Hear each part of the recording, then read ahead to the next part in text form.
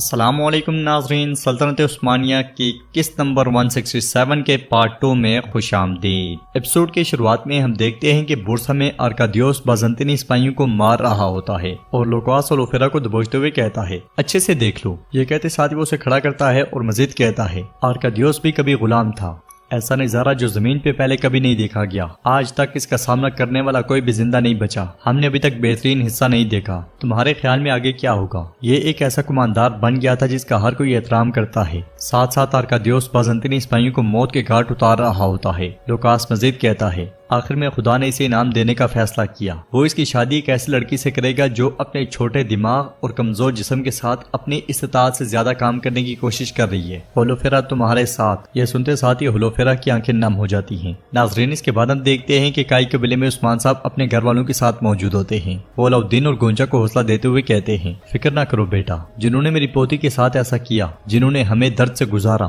ضرور انہیں سزا ملے گی۔ بتاؤ اورحان۔ تو اورحان کہتا ہے مسئلہ کافی پیچیدہ ہے بابا۔ بیگم خاتون نے سب سے پہلے الزام ہزال خاتون پہ لگایا۔ والا خاتون اس کی بات کو آگے بڑھاتے ہوئے کہتی ہیں اس کے بعد ہزال کے خیمے سے زہر بھی ملا، وہ بھی اس کے تکیے کے نیچے سے۔ عثمان صاحب پوچھتے ہیں کیا آپ کو لگتا ہے کہ یہ کسی اور نے کیا ہے؟ کوئی ہے جو امن کو توڑنا چاہتا ہے؟ تو بالا خاتون کہتی ہیں اس طرح مجھے لگتا ہے کہ ہمیں مقدمے کی سماعت کے لیے کچھ اور انتظار کرنے کی ضرورت ہے حضور۔ یہ سن کر گونچا کہتی ہے ماں فاطمہ نے بھی بات سنی تھی، ہزال خاتون نے بیگم خاتون کو جان سے مارنے کی دھمکی دی تھی اور جبکہ وہ اسے زہر دینے والی تھی اس نے میرے بچے کو مار دیا۔ پھر عثمان صاحب سے کہتی ہے بابا ہزال خاتون کو اس کی قیمت اپنی جان سے ادا کرنی ہوگی۔ علاؤالدین کہتا ہے مقدمے کی سماعت سے پہلے ہمارا درد کم نہیں ہوگا بابا۔ یہ سن کر عثمان صاحب کہتے ہیں فوراً عدالت بلائی جائے گی اور ہم اس کی اچھے سے چھان بین کریں گے، تم دونوں بالکل فکر نہ کرو۔ اسلام بران وہاں آتا ہے اور کہتا ہے حضور وزیر عمر آ گئے ہیں، لیکن کراسے صاحب بھی ان کے ساتھ ہیں۔ ادھر ہم دیکھتے ہیں کہ رات کے وقت کرادین قلعے کے سامنے لوکاس اپنے سپاہیوں کے ساتھ موجود ہوتا ہے اور مسکراتے ہوئے کہتا ہے کرادین قلعے میں جہنم کی آگ ہوگی۔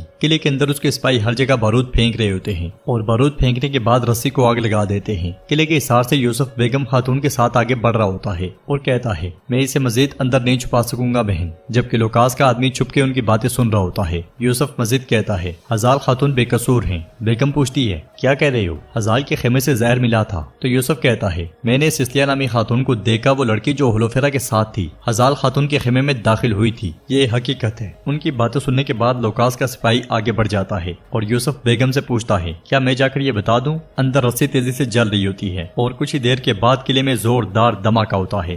دھماکے کی شدت کی وجہ سے یوسف اور بیگم خاتون زمین پہ جا گرتے ہیں اور دور سے لوکاس بھی قلعہ تباہ ہوتے ہوئے دیکھ رہا ہوتا ہے۔ پھر کہتا ہے عثمان تمہارے ساتھ والے جل جائیں گے، وہ اس آگ میں بسم ہو جائیں گے۔ قلعے میں دھواں چھٹ جانے کے بعد یوسف اور بیگم خاتون کھانس رہے ہوتے ہیں۔ بیگم خاتون اٹھتے ہوئے کہتی ہیں ہم کرادین کی حفاظت نہیں کر سکے، وہ ہمارے درمیان گھس آئے ہیں۔ یوسف انہیں سہارا دے کر کھڑا کرتا ہے۔ قریب موجود سپاہی بھی اٹھ کھڑے ہوتے ہیں اور یوسف غصے سے کہتا ہے یہ کیسے ہو سکتا ہے بہن، یہ کون کرے گا؟ تو بیگم خاتون کہتی ہیں ہم اس کا پتہ لگائیں گے، میرا نام بیگم خاتون ہے، میں تب تک نہیں مروں گی جب تک مجھے پتہ نہ چل جائے کہ یہ کس نے کیا ہے۔ یوسف سپاہیوں سے کہتا ہے قلعے کے دروازے بند کرو، کوئی باہر نہیں جائے گا اور نہ کوئی اندر آئے گا۔ یہ سنتے ساتھ ہی سپاہی دوڑ پڑتے ہیں اور یوسف بیگم خاتون سے پوچھتا ہے ہم عثمان صاحب کو کیا جواب دیں گے؟ تو بیگم خاتون پریشان ہوتے ہوئے کہتی ہیں جب عثمان صاحب نے یہ سنا تو پریشان ہوں گے اور ناراض بھی۔ اس کے ساتھ ہی وہ دونوں آگے بڑھ جاتے ہیں۔ ناظرین، اس کے بعد ہم دیکھتے ہیں کہ کائی قبیلے میں وزیر عمر سردار کراسے کے ساتھ عثمان صاحب کے خیمے میں داخل ہوتا ہے۔ اندر عثمان صاحب نے ان کے لیے دسترخوان سجایا ہوتا ہے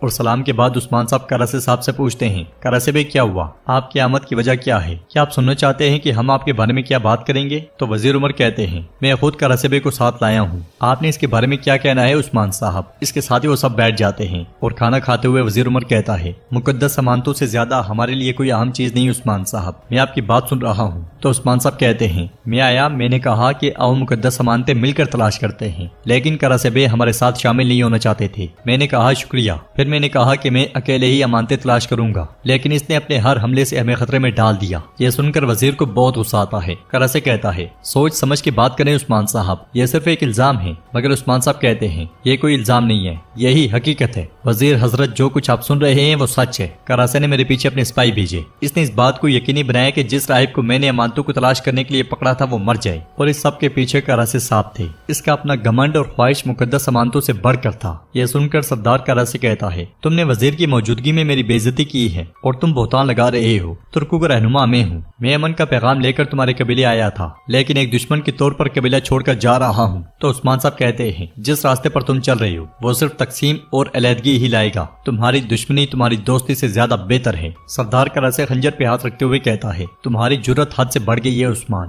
تو عثمان صاحب کہتے ہیں میری جرت فطری ہے، میری جسارت میرے آباء و اجداد سے ہے، میں ہمیشہ وہی کہتا ہوں جو میں جانتا ہوں اور میں اپنے الفاظ کے پیچھے پہاڑ کی طرح کھڑا ہوں۔ بحث دیکھ کر وزیر کہتا ہے اپنے آپ کو سنبھالیں۔ تو عثمان صاحب آپ نے کہا کہ آپ کے پاس مقدس امانتیں ہیں، کہاں ہیں وہ؟ بورسا میں ہولوفیرا لوکاس سے کہتی ہے تم مجھے ارکادیوس سے شادی کرنے پر مجبور نہیں کر سکتے۔ تو لوکاس کہتا ہے جاؤ اچھی طرح تازہ دم ہو جاؤ ہولوفیرا، کچھ آرام کرو اور زیادہ خوبصورت بنو، تم اپنی شادی کے لیے تیار ہو جاؤ۔ تو ہولوفیرا کہتی ہے اگر تم نے مجھے اس سے شادی کرنے پر مجبور کیا۔ لوکاس چلاتے ہوئے کہتا ہے تم کیا کرو گی؟ جواباً ہولوفیرا کہتی ہے میں خود کو مار ڈالوں گی۔ یہ سنتے ساتھ ہی لوکاس اس کے پاس آ کر خنجر اس کے گلے پر تان لیتا ہے اور کہتا ہے اس ملک میں اگر کوئی کسی کی جان لے سکتا ہے تو وہ صرف اور صرف میں ہوں، ایسا بس صرف میں کر سکتا ہوں۔ یہ کہتے ساتھ ہی لوکاس خنجر پیچھے موجود سسلیا کے سینے میں گاڑ دیتا ہے اور کہتا ہے اس نے میرے حکم کے بغیر خود سے کام کرنے کی کوشش کی اور نتیجہ سامنے ہے۔ یہ کہتے ساتھ ہی لوکاس اس لمحے کو یاد کرتا ہے جب کرادین قلعے کے سامنے سپاہی نے آ کر اسے بتایا تھا کہ سسلیا کے بارے میں یوسف اور بیگم خاتون جانتے ہیں۔ اس خیال کے بعد ہولوفیرا اس سے پوچھتی ہے تم نے ایسا کیوں کیا؟ تو لوکاس کہتا ہے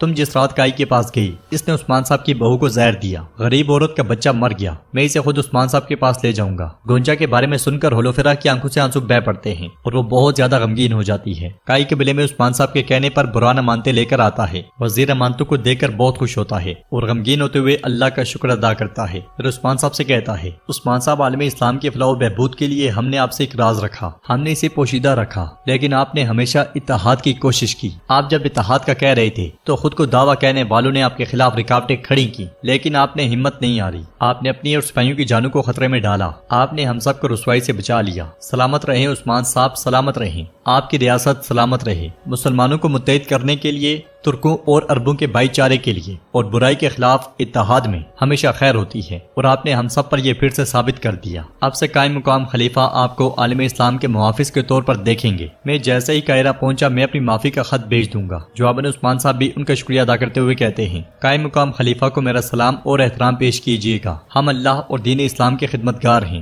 وزیر عمر ایک بار پھر عثمان صاحب کا شکریہ ادا کرتا ہے اور خوشی و خضوع سے امانتیں لے کر چلا جاتا ہے۔ تو ناظرین اس کے ساتھ یہ ایپیسوڈ بھی اختتام پذیر ہوتی ہے۔ اگر آپ کو یہ ویڈیو پسند آئے تو ویڈیو کو لائک کر دیں، چینل کو سبسکرائب نہیں کیا ہوا تو سبسکرائب کریں اور نوٹیفیکیشن بیل پر کلک کرنا مت بھولیں۔ انشاءاللہ ملتے ہیں نیکسٹ ویڈیو میں، تب تک کے لیے رکھیں اپنا اور اپنوں کا بہت زیادہ خیال۔ اللہ نگہبان۔